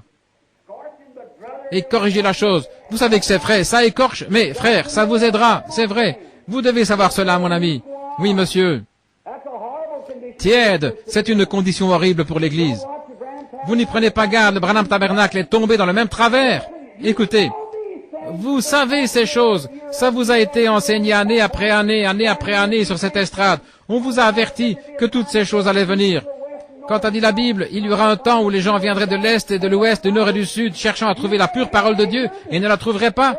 Vous feriez mieux d'être ancré au point de connaître votre position. Mais lorsqu'un homme est né de nouveau, non par des émotions, non par de l'enthousiasme, non pas en écrivant son nom dans un registre ou en adhérant à l'église de la ville, mais quand effectivement il a crié et imploré Dieu avec des larmes aux yeux jusqu'à ce que Dieu ait pardonné ses péchés, purifié son âme d'une vie de péché et qu'il l'ait rempli du Saint-Esprit, avec un tel amour divin, au point de ramener à son voisin les outils qu'il lui avait volés, et qu'il aille remettre les choses en ordre, et qu'il mène une vie pieuse devant les hommes. Nous n'aurons jamais de réveil dans ce pays avant de voir cela. Le jugement commence par la maison de Dieu, par la parole de Dieu. Amen. Ce n'est pas un manuel, mais la Bible. Non pas ce qu'une église enseigne selon sa théologie, mais ce que Dieu dit. Alors on aura un réveil, où les grandes puissances, les prodiges, les signes, les miracles et tout le reste se suivront. Nous sommes tièdes. En effet, nous sommes tièdes dans cet âge. Dieu a dit, je vous vomirai de ma bouche. Cet âge de l'Église sera rejeté. Il y aura un reste qui sera sauvé. Vous feriez mieux de vous observer pour voir si vous êtes parmi ce reste. Nous allons en parler dans une minute, Dieu voulant. Remarquez. Et je me suis retourné pour voir la voix qui me parlait. Et m'étant retourné, regardez, j'ai vu 7 chandeliers d'or, ou des porte-lampes, comme il est dit en grec. C'est la première traduction. En effet, on n'avait pas de chandeliers, on avait des porte-lampes. Maintenant, les 7 chandeliers d'or, c'est comme ça que nous les appelons. Eh bien, dans le lieu saint, là où se trouvaient les peintres oppositions, beaucoup parmi les ministres comprennent cela. Et vous, les gens au tabernacle, ayant été bien enseignés, les 7 chandeliers d'or, on avait des petites lampes au sommet qui brûlaient de l'huile. Dans Zacharie, il a une vision, je pense que c'était ça. Il a vu l'olivier sauvage et l'olivier greffé. Les Juifs et les gentils, là avant la dispensation des gentils, ils avaient des encensoirs d'or. Il y a 2 encensoirs d'or déversés dans ce seul chandelier de l'huile pour toutes les lampes. Et Zacharie n'arrivait pas à comprendre comment ces choses se passaient. L'olivier sauvage et l'olivier greffé. Et l'olivier naturel, évidemment, était brisé et l'olivier sauvage y avait été greffé. Et l'huile de cette lampe, l'huile représente le Saint-Esprit. Il représente le Saint-Esprit, toujours. Nous en parlerons dans la marque qui est sur les gens un vendredi soir. Remarquez, mais cette huile représente le Saint-Esprit. C'est pourquoi nous voyons les malades avec l'huile, parce que cela représente le Saint-Esprit. La Bible dit dans Apocalypse, chapitre 6, que le fléau parcourait le pays. 1 mesure de blé, 1 penny, et 2 mesures d'orge pour 1 penny. Mais ne faites pas de mal à mon vin et à mon huile. Je souhaiterais pouvoir parcourir l'Apocalypse pendant quelques semaines et en parler, voir qui sont ce vin et cette huile. Prenez garde à ne pas faire de mal à mon vin et à mon huile. Ne vous en approchez pas. Maintenant, ces chandeliers d'or, cette huile est déversée dans ces chandeliers. Maintenant, cette huile était ce qui était mis dans la lampe pour brûler. Aaron, c'était son devoir d'allumer ces lampes. Et ces lampes devaient être allumées. Retenez cela maintenant, regardez. Restez respectueux et écoutez. Ces lampes devaient être allumées par le feu que Dieu avait allumé. Et les fils d'Aaron étaient entrés avec un feu étranger et Dieu les avait frappés à la porte. Un feu étranger. C'est le feu que Dieu avait allumé. Regardez. Les chandeliers éclairaient jusqu'à l'arche. Et ici, il y avait un chandelier. 2, 3, 4. Là-bas. 5, 6, 7. Comme ceci. Maintenant, ces chandeliers, comme il est dit dans quelques minutes, lisons un peu plus loin, peut-être que nous aurons cela. Écoutez ce qu'il a dit maintenant. Très bien. Je crois que j'ai dépassé le verset 12 là. Les 7 chandeliers d'or. au verset 13. Et au milieu des 7 chandeliers d'or, quelqu'un de semblable au Fils de l'homme, revêtu d'une robe qui descendait jusqu'aux pieds et ceint d'une ceinture au niveau des mamelles d'une ceinture d'or. Sa tête était comme, ses cheveux étaient blancs comme la laine, blancs comme la neige, et ses yeux étaient des flammes de feu. Maintenant, arrêtons là juste une minute. En effet, regardez ces chandeliers d'or. Ces chandeliers, comme nous le verrons un peu plus tard, représentent les 7 âges de l'Église. Ils représentent Éphèse, Pergame, et ainsi de suite, jusqu'à Philadelphie, et tout jusqu'à l'Odyssée, 7 âges de l'Église. Et chacun de ces petits chandeliers avait un petit vase d'huile placé là, et cette huile brûlait sur ce chandelier. Lorsqu'une lampe était allumée par le feu de Dieu, il prenait cette lampe-là et en allumait l'autre, et puis l'autre, on allumait l'autre, et l'autre, jusqu'à la dernière lampe. Remarquez, la même huile. Maintenant, ces 7 âges de l'Église commencent avec Éphèse, et Thyatire, Pergame, et ainsi de suite. Et le Saint-Esprit, qui est l'huile de Dieu, est tombé sur l'Église au commencement, à Éphèse, l'Église d'Éphèse, qui était l'Église de la grâce. Vous les baptistes, vous devriez crier Amen là-dessus. Et puis, l'Église de la grâce, qui est en Éphèse, la lettre aux Éphésiens a établi cela, avant la fondation du monde. Il est tombé là, et ils ont reçu le Saint-Esprit. Mais attendez un instant, mon frère Baptiste. Comment l'ont-ils reçu?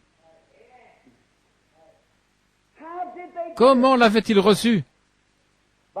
En adhérant à l'Église? Jamais. Ils l'ont reçu par le baptême du Saint-Esprit. Vous direz, oui, frère Branham, c'est vrai. Que vous est-il arrivé quand il est tombé sur vous? Remarquez, le même feu qui avait consumé cette huile en Éphèse l'a consumé à Thyatire.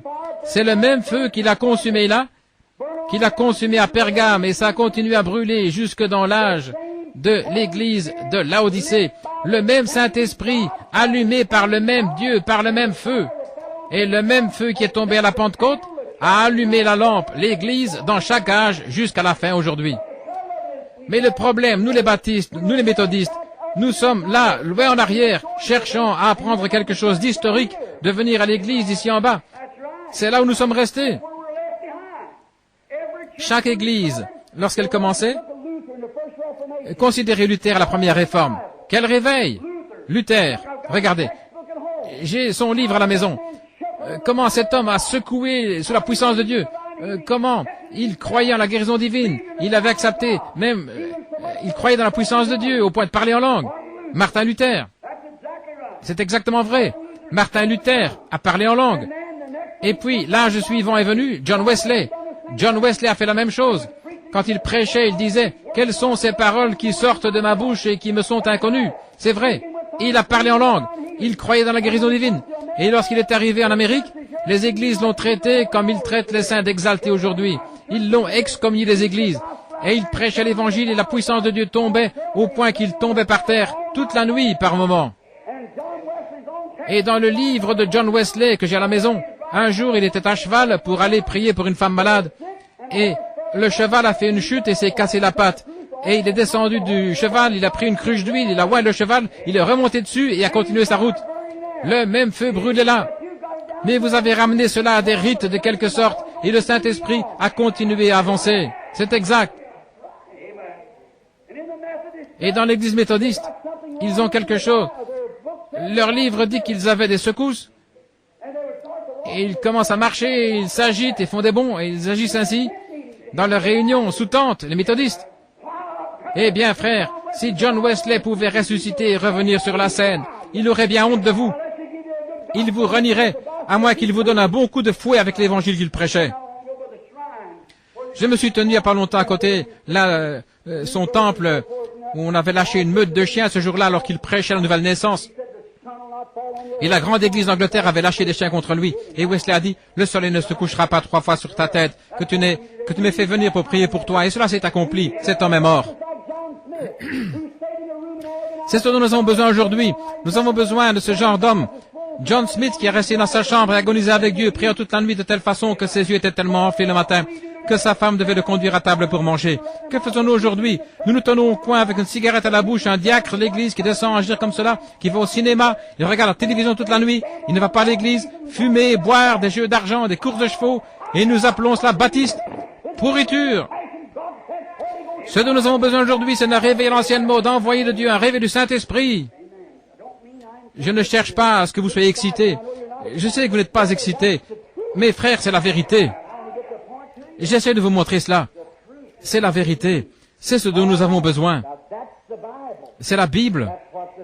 C'est ce que l'Esprit a dit, voyez-vous. Les chandeliers, très bien. Et au milieu de 7 chandeliers, quelqu'un qui ressemblait au Fils de l'homme. Quoi? Quelqu'un comme lui. Qui était-ce? Son épouse? Quelqu'un qui lui ressemblait. Observez. Vêtu d'une robe qui descendait jusqu'aux pieds. La sainteté de Jésus-Christ qui la couvre. Il nous a lavés de nos péchés dans son propre sang. Revêtu autour des saints, pas un homme, une femme, d'une ceinture d'or. L'évangile détenant la puissance et la gloire de Dieu sur le corps de Christ. Oh, quel beau tableau nous avons considéré ici. Regardez, jusqu'aux pieds et avec une ceinture d'or autour de la poitrine. Sa tête et ses cheveux étaient blancs comme la laine, comme la neige. La justice, la sainteté, ce que le blanc représente. Et ses yeux, comme des flammes de feu qui nous percent du regard. N'essayez pas de vous dérober à son regard. Il sait qui vous êtes, où vous êtes et ce que vous avez fait. Certainement. Il voit tout. Oh Dieu, il nous reste encore quelques minutes. Et ses pieds étaient comme de l'airain ardent. L'airain, c'est toujours le jugement, vous le savez. L'autel d'airain, le serpent d'airain, ainsi de suite. L'airain représente le jugement. Ses pieds donc, l'Église de Jésus-Christ est établie sur le jugement divin. Christ est mort à notre place. Le juste a payé pour notre jugement. Devant Dieu, là, il est mort comme pécheur à la croix, et son âme est allée en enfer. Et Dieu n'a pas permis que son bien-aimé voie la corruption. Il l'a ressuscité le 3e jour pour notre justification. Il est assis à la droite de la divinité maintenant, comme un souverain sacrificateur qui peut être touché par le sentiment de nos infirmités, qui reviendra de la même façon qu'il est allé au ciel pour recevoir une église glorieuse qui s'est préparée, lavée par le sang, et née une 2e fois. Quelle vision! Très bien.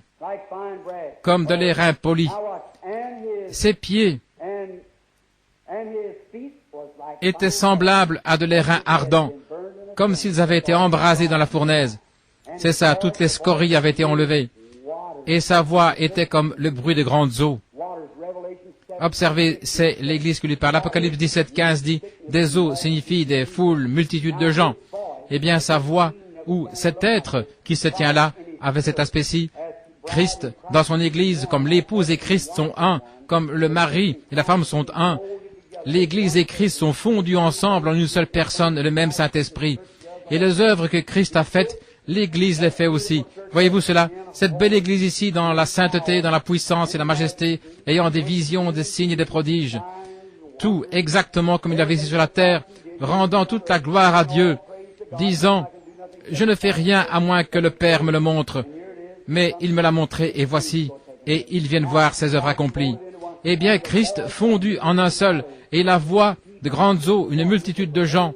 Ce n'est pas juste un seul, c'était toute l'Église, les 7 églises fondues ensemble dans un grand corps racheté du Seigneur, les méthodistes, baptistes, presbytériens, tous ceux qui sont nés de nouveau du Saint-Esprit, parlant avec la puissance de Dieu. C'est ça le corps.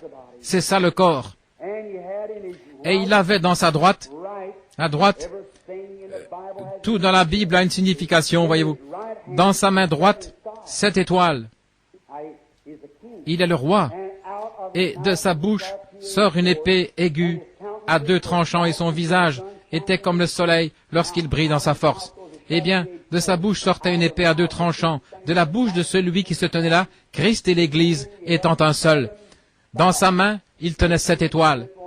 J'y arrive dans quelques minutes. J'aimerais aborder cela. Laissez que la Bible elle-même dire ce que c'était. Il y avait 7 ministres, un ministre pour chaque âge de ces 7 âges de l'Église qui sont sortis, et il les tenait dans sa main droite. Le voici. Il y avait 7 anges, 7 messagers, un à chaque Église. Saisissez-vous cela? Et de sa bouche sort une épée aiguë à 2 tranchants. Quelle est cette épée à 2 tranchants? Hébreux chapitre 4 dit, la parole de Dieu est plus tranchante, plus efficace qu'une épée à deux tranchants. Elle discerne jusqu'à séparer l'os de la moelle et discerne les pensées du cœur. Quand je le vis, je tombai à ses pieds comme mort. Et il posa sur moi sa main droite en disant, ne crains point, je suis le premier et le dernier. Je suis celui qui vit. J'étais mort et voici je suis vivant au siècle des siècles. Je tiens les clés de l'enfer et de la mort. C'est Jésus. Maintenant regardez. Écris donc ce que tu as vu, et ce qui est et ce qui doit arriver, et le mystère des 7 étoiles que tu as vu dans ma main droite, et des 7 chandeliers d'or. Les 7 étoiles sont les 7 anges des 7 églises. Retenez bien cela. 7 anges sont les 7 ministres de 7 églises. Il y avait une église avec un conducteur pour Éphèse. Maintenant, si Dieu le permet, nous continuerons avec cela et ne pas prendre la marque de la bête. Je peux vous montrer chacune d'elles jusqu'au dernier âge ici. L'église de Philadelphie, c'était les méthodistes, et avec John Wesley, vous montrez l'église de Thyatire, aussitôt après Pergame, c'était Martin Luther, et continuez ainsi pour chaque âge, et vous montrez chacun des âges, comment cela est venu, et le message qui était apporté, et qui était établi sur la terre. Et continuez jusqu'au dernier message d'aujourd'hui, là où Dieu a envoyé un ange du ciel, et son serviteur confirmé, il a envoyé un message à chacun. Ceci ne sera pas une église, ce ne sera pas une organisation dans les derniers jours. En effet, Dieu a déjà mis lui-même l'organisation sur l'étagère, et vous en êtes conscient. Et attendez qu'on termine demain soir avec la marque de la bête. Et les 7 chandeliers d'or que tu as vus sont les 7 églises. Et les étoiles, il tient chaque étoile. Maintenant, regardez, pouvez-vous juste vous arrêter une minute? Je sais que j'ai environ 12 minutes pour aborder cela ici, et j'aimerais en arriver à ce chapitre. Et si je n'arrive pas à lire autre chose, j'aimerais que vous saisissiez ceci. Une étoile était un ministre loin de l'esprit d'en haut. Savez-vous ce que vous représentez une étoile dans le ciel, et que chaque étoile du ciel vous représente? Savez-vous que Dieu avait dit à Abraham que sa postérité serait comme les étoiles du ciel? Premièrement, ils étaient comme le sable de la terre, et ensuite, dans la résurrection, ils étaient des étoiles dans le ciel, innombrables. Savez-vous cela? Savez-vous que Jésus était l'étoile brillante du matin, l'étoile la plus brillante de toutes les étoiles du ciel? Alléluia! Lorsque je pense à cela, mon âme bondit de joie. Le voici, là, à sa ressemblance, dans sa présence. Nous serons assis un jour, lorsque les choses de cette terre auront passé. Mais écoutez, un autre passage des Écritures me vient à l'esprit. Daniel a dit, quand il a dit « Celle », lorsqu'il a vu cet ange descendre avec un arc-en-ciel au-dessus de la tête, posant un pied sur la terre et un pied sur la mer, il a levé la main à jurer par celui qui vit au siècle des siècles. Lorsque cette voix en fait retentir, les 7 tonnerres ont fait retentir leur voix, il a dit « Celle cela jusqu'au dernier jour ». Il a dit « Mais lorsque ces mystères sont accomplis, quand ceci sera révélé à l'Église, il a juré par celui qui vit au siècle des siècles qu'il n'y aurait plus de temps. » Écoutez ce qu'il a dit là. Il a dit « Va ton chemin, Daniel, scelle le livre. » Voyez-vous? Car toi tu te reposeras et tu te relèveras dans les derniers, dans ton lot. Mais plusieurs, ceux qui auront amené beaucoup à la justice, brilleront plus que les étoiles pour toujours. Vous y voilà. Des étoiles, 7 ministres pendant cet âge de l'Église. Cela fait 2000 ans. Depuis les 2 premiers 1000 ans, il y a eu la destruction antédiluvienne. Le deuxième 2000 ans, c'était la première venue de Christ. Le troisième 2000 ans, ça fait le 6e, c'est la deuxième venue de Christ, et le millénium, la fin, le repos du 7e jour. Pouvez-vous me supporter encore quelques minutes? Et je ne voudrais pas vous épuiser, mais je vais lire rapidement maintenant. Et à l'ange, écoutez, il parle directement maintenant. Nous allons aller jusqu'à Pergame, et je vais dire jusqu'à Laodicée, et ensuite nous terminerons. Demain soir, nous partirons à partir d'ici avec la marque de la bête. Écrit à l'ange d'Éphèse, la première. Regardez, quand Jésus se tenait avec la main tendue, voici une petite chose que je ne voudrais pas oublier. Écoutez, il se tient au milieu, au centre des 7 chandeliers d'or. Maintenant, si je me tenais ici et que le chandelier se trouvait là, voici une de mes mains et voici une autre main dans la forme de la croix, car c'est à travers la croix qu'il a amené l'Église. Il se tient ici et l'arc-en-ciel au-dessus de sa tête comme une alliance. J'ai conclu mon alliance avec l'Église par Abraham, par sa postérité, tous ceux qui ont été appelés. Mon frère qui a reçu Christ l'autre soir, il me dit, ne me pousse pas, Bill. Il a dit, quand Dieu me parlera. J'ai dit, tu ne peux venir à moi qui ne t'appelle. Nul ne peut venir à moi que mon Père ne l'appelle. Quelqu'un peut faire quelque chose, il peut vous attirer. Ça, c'est quelqu'un. Mais lorsque Dieu vous appelle, vous viendrez, voyez-vous. C'est vrai. Nul ne peut venir à moins que le Père ne l'attire. Il se tient là, ayant l'aspect de la pierre de jaspe et de sardoine, le premier et le dernier. Benjamin et Ruben, les 12 patriarches. Et comment la Bible, tout s'emboîte parfaitement, tout est parfait. Remarquez comment il se tient là. Observez ce qui se passe. Il a dit qu'il était l'alpha et l'oméga, le commencement et la fin, celui qui était, qui est et qui viendra. Et il avait dans sa main droite, maintenant, les 7 étoiles. Et il a commencé à Éphèse. Et il commence à allumer le chandelier. Il l'a allumé là. Ensuite, l'âge suivant, nous voyons l'âge de l'église suivante, cela commence à diminuer. L'église suivante, ça diminue un peu plus, et ainsi de suite, jusqu'au 4e âge de l'église. 1500 ans d'âge sombre. Et vers 1500 environ, cela devient tellement sombre. Ils étaient tellement éloignés, c'était pratiquement éteint. Et remarquez, chacun de ces âges de l'église, il lui a dit, tu n'as pas renié mon nom. Tu n'as pas renié mon nom. Lorsqu'il arrive de l'autre côté, après les âges sombres, il dit, tu as un nom par lequel tu vis, mais tu es mort. Elle s'était organisée. Elle avait pris un faux nom. Vous verrez demain soir qui est l'Antéchrist. Il a un faux baptême. Il vous fait croire que c'est le baptême du Saint-Esprit. Il a un faux baptême d'eau, certainement, qui n'est même pas scripturaire. Il a toutes ces choses, juste assez d'imitation pour être rusé et séducteur. Observez d'où cela est venu. Directement de là, cela a commencé. C'est venu de cet autre côté-là. Ensuite, il a dit, tu as peu de lumière, Luther. Ensuite est venu Wesley. Comment c'était dans son âge, cela a commencé à s'éclairer. Ensuite, entre cet âge et le dernier âge, il a placé une porte ouverte. Il a placé une porte ouverte pour ceux qui voudraient entrer. Ensuite, il a dit, elle est tombée dans une condition tiède, et il a vomi de sa bouche. Puis il a pris un reste, et la résurrection a eu lieu, et il est parti avec eux. C'est vrai. Et le voici se tenant dans les chandeliers d'or. Maintenant, écrit à l'ange de l'église d'Éphèse. Voici ce que dit celui qui tient les 7 étoiles dans sa main droite, celui qui marche au milieu des 7 chandeliers d'or. Je connais tes œuvres. Rappelez-vous que vous n'êtes pas oubliés. Je connais tes œuvres, ton travail et ta persévérance. Et je sais que tu ne peux pas supporter les méchants. Et vous supportez n'importe quoi de mal et vous appelez ça la religion. Eh bien, nous fréquentons l'église, nous sommes aussi bons que les autres. Ils retournent directement à la maison, restent à la maison le mercredi soir à regarder la télévision. Vraiment les puits de l'enfer. Et on sort au cinéma, dans un drive-in, et il fait trop chaud pour aller au cinéma, et même à l'église. Et même les prédicateurs ferment l'église en plein été. Vous direz, il fait trop chaud pour aller à l'église. Il ne fait pas trop mauvais pour aller en enfer, frère. Vous irez l'un de ces jours, là où il fait plus chaud que ça. Vous feriez mieux d'écouter. Comment le pouvez-vous, frère? Vous ne pouvez pas amener une colombe à manger le cadavre d'un cheval si vous le vouliez. Elle ne le pourra pas. Sa nature est différente. Une colombe n'a pas de bile, elle ne peut pas digérer ça. Et un homme qui est né de nouveau de l'Esprit de Dieu ne peut pas manger ces choses. Il ne peut pas tolérer cela. C'est en dehors de son esprit. Il ne peut pas faire cela. Il ne le peut pas. Et vous savez, qui se ressemble s'assemble. Et aujourd'hui, le monde et l'Église sont tellement identiques. Ils parlent de la même façon, boivent de la même façon, fument de la même manière, maudissent de la même façon. Ils s'habillent de la même manière, agissent de la même manière. Vous ne pouvez pas les distinguer. Et cependant, vous êtes censés être scellés par le Saint-Esprit.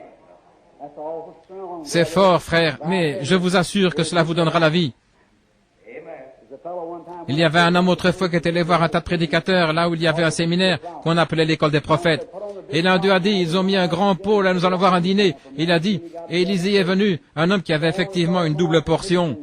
Alors quelqu'un est allé cueillir des pois et tout un tas de légumes, il a mis cela dans des pots, et cela a commencé à faire bouillir. Eh bien, on a commencé à manger. Et ils ont dit, la mort est dans le pot. C'est comme certains de ces séminaires, c'est vrai, il a dit, la mort est dans le pot. Et Élisée a dit, attendez un instant, nous allons arranger ça. Il est allé prendre une poignée de farine, il l'a jetée dedans, et cela a changé les choses. La farine, l'offrande de farine, Jésus-Christ le même, hier, aujourd'hui, éternellement. Et cela était moulu de la même manière. L'offrande de farine, et cela a fait la différence. Tu ne peux pas supporter les méchants, tu as éprouvé ceux qui se disent prédicateurs, apôtres, et qui ne le sont pas. Et tu les as trouvés menteurs. C'est ce qu'il a dit. Voilà ce qu'il a dit, pas moi, je le cite simplement. Vous savez ce que Dieu exige? Dieu exige le baptême du Saint-Esprit, sinon vous êtes perdus. Et un homme qui a tout un tas de DD, de doctorats en droit, doctorats en philosophie, de diplômes et tout le reste, et parfois il ne sait pas plus au sujet de Dieu que rien. C'est vrai, ça ne veut rien dire. Mais le monde entier dit, notre prédicateur est un docteur en théologie. Oh miséricorde, il n'a pas plus de Dieu que de prendre un verre d'eau. Pas autant, c'est vrai. Dieu ne s'occupe pas de combien de diplômes en philosophie, théologie vous avez. Vous savez comment la Bible, et ceci n'est pas une plaisanterie, je ne crois pas dans le fait de plaisanter, mais la Bible appelle un DD, un dead dog, un chien mort. Un chien mort. C'est exactement ce que la Bible dit, un chien mort. Ils ne peuvent pas aboyer, très bien. Tu as de la persévérance et tu as souffert à cause de mon nom. Oh, j'aimerais enfoncer cela. Nous allons en parler dans quelques soirées, Dieu voulant. Tu as souffert et ne t'es point lassé. Tu t'es accroché à cela, très bien. Néanmoins, j'ai quelque chose contre toi. Maintenant, voici où je devrais m'arrêter pour reprendre demain soir. Ce que j'ai contre toi, c'est que tu as abandonné ton premier amour. Quel est le problème au tabernacle? Lorsque vous rencontrez un homme en lui demandant « Quand était-ce dans votre expérience chrétienne la plus précieuse ?» vous devriez pouvoir dire « Maintenant même ». Eh bien, ma meilleure expérience, ce n'est pas lorsque j'ai reçu le baptême du Saint-Esprit quand je suis venu. Dites simplement « Oh frère, tu as déchu de la grâce. » C'est vrai. Regardez. Tu as laissé ton premier amour, montrant qu'ils avaient quelque chose au début et qu'ils l'avaient perdu. Il ne s'agit pas de celui qui commence, mais celui qui persévère jusqu'à la fin. C'est celui qui sera sauvé. Ce ne sont pas tous ceux qui disent « Seigneur, Seigneur », mais celui qui fait la volonté de mon Père. Oh, que cela pénètre profondément. Quelques minutes. Je parle vite ce soir. Ainsi, laissez cela pénétrer quelques minutes, voyez-vous. C'est celui qui fait la volonté de mon Père. Celui qui persévérera jusqu'à la fin. Celui qui persévérera. Si quelqu'un dit, je crois que ce gars-là, c'est un vieil hypocrite. Eh bien, si vous pensez ça à mon sujet, je quitterai l'église, je n'aurai plus rien à faire avec cela. Très bien, vous y êtes. Ça montre de quoi vous êtes fait. Mais si c'est du blé pour commencer, ce sera du blé à la fin. Vous n'êtes simplement pas resté assez longtemps. Vous ne mettez jamais les choses en ordre. Voilà, c'est vrai. Souviens-toi donc d'où tu es tombé. Retournez et rappelez-vous lorsque vous avez eu l'expérience. Vous ne parliez de personne quand il y avait des problèmes à l'église. Vous ne vous mettiez pas à causer à votre voisin et à parler de l'église et à parler des autres et vous enflammer et allez vous joindre à une autre église. Non, vous restiez là même en priant avec persévérance et Dieu a amené la solution. Voyez-vous, souviens-toi d'où tu es tombé et repens-toi. Vous savez ce que ça veut dire se repentir, n'est-ce pas? Et pratique tes premières œuvres. Revenez et retrouvez votre première expérience. Faites ce que vous faisiez au commencement. Allez à l'autel et mettez-vous en ordre avec Dieu, en d'autres termes. C'est exact. Pratique tes premières œuvres, sinon je viendrai à toi rapidement et j'ôterai ton chandelier de sa place, à moins que tu ne te repentes. Sinon vous aurez une église brisée qui va éclater en morceaux, à moins que tu ne te repentes. Mais tu as ceci, nous voici maintenant. Tenez ferme et écoutez attentivement. Revêtez-vous de votre veste ecclésiastique maintenant et faites descendre votre parapluie. Mais tu as ceci, c'est que tu détestes les œuvres des Nicolaïtes. Ce que moi aussi je déteste. Vous haïssez les œuvres des Nicolaïtes. Maintenant regardez. Ce qu'étaient les œuvres en Éphèse, dans l'âge de l'Église suivant, c'était devenu une doctrine. Nous allons en parler demain soir, les Nicolaïtes. Et que celui qui a des oreilles entende ce que l'Esprit dit aux églises. À celui qui vaincra, je donnerai à manger l'arbre de vie qui est au milieu du paradis de Dieu. Maintenant, le verset suivant commence avec l'église de Smyrne. Nicolaïtes. C'est à partir de là que nous allons commencer demain soir. On va aller là dans l'Apocalypse 13. La prêtrise nicolaïte a commencé juste là à Éphèse. C'est là où l'âge de l'Église a failli, en 300 ans de son existence. Avant de s'éteindre, les Nicolaïtes ont commencé une doctrine, un sacerdoce de frères. Et cela a commencé avec Nicolas, qui était un des apôtres. Dans Acte 6, je pense au verset 5, là où ils ont choisi des diacres. Et ils ont pris celui-là qui était Nicolas. Cela a commencé à partir de là et on les a appelés Nicolaïtes et ils ont commencé à organiser un sacerdoce, et puis ce sont devenus des œuvres, ce qu'ils faisaient, disant ces choses sur des confessions et ainsi de suite, et ensuite c'est devenu une doctrine qui s'est transformée en Babylone, et ça s'est terminé ici au temps de la fin, avec tout le christianisme enroulé autour de ça, avec juste un petit reste qui doit être sauvé. Nous parlons de ça demain, Dieu voulant. Oh, mon frère bien-aimé, ma sœur bien-aimée, à celui qui peut vous préserver de la chute, à celui qui est capable de garder votre cœur dans la grâce, puisse-t-il répandre ses bénédictions sur vous. Puissiez-vous ne jamais oublier que nous vivons dans les derniers jours du dernier âge de l'Église, où il a été prédit que ce serait un âge de l'Église tiède, juste des gens en demi-teinte. Ne venez pas à moitié. Venez effectivement à Christ de tout votre cœur. Je ne vous dis pas à quelle Église adhérer. Dieu ne vous demandera jamais cela lors du jugement. Non, non. Il ne se préoccupe pas de l'Église à laquelle vous appartenez. Il vous veut, vous, en tant qu'individu, et vous devez naître de nouveau et recevoir le baptême du Saint-Esprit.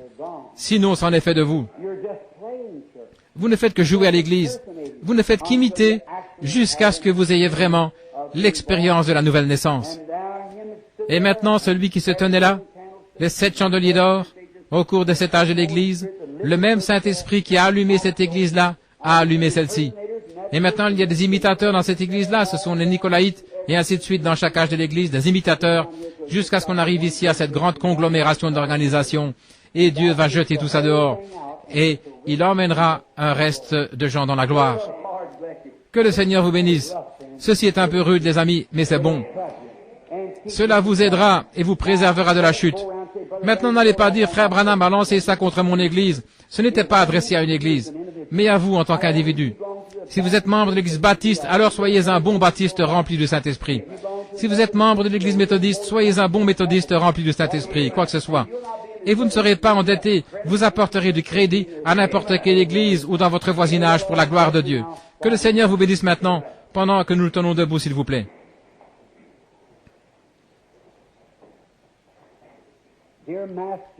Bien-aimé Maître de la vie, après la lecture de ta parole, nous sommes dans l'étonnement,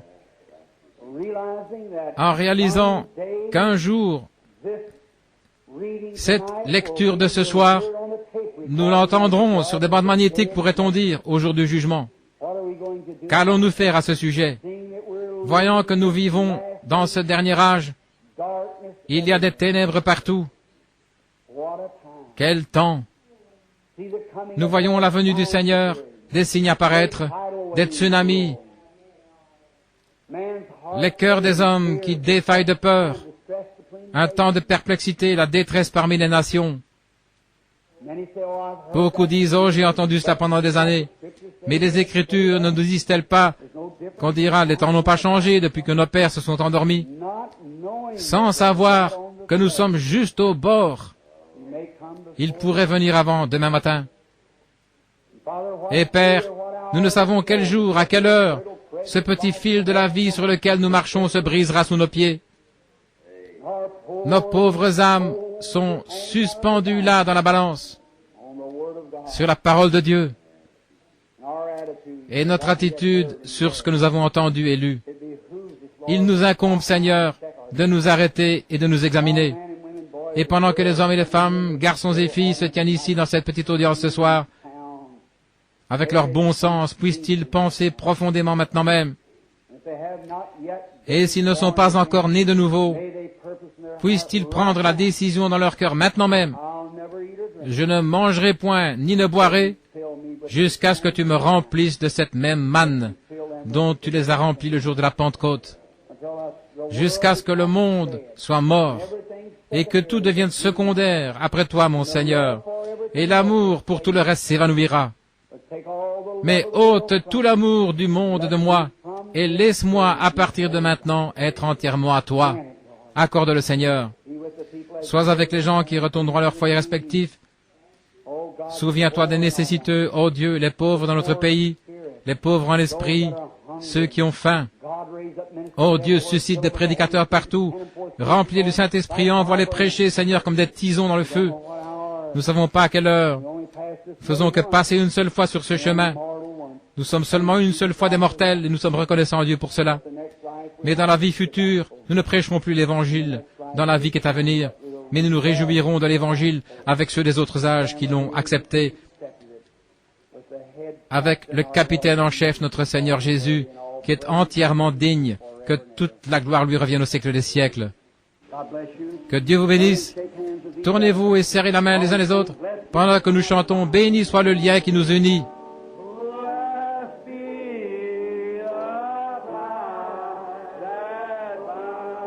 Béni soit le lien qui unit nos cœurs dans l'amour chrétien.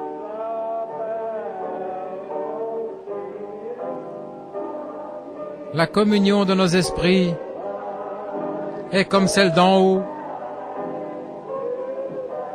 devant le trône de notre Père.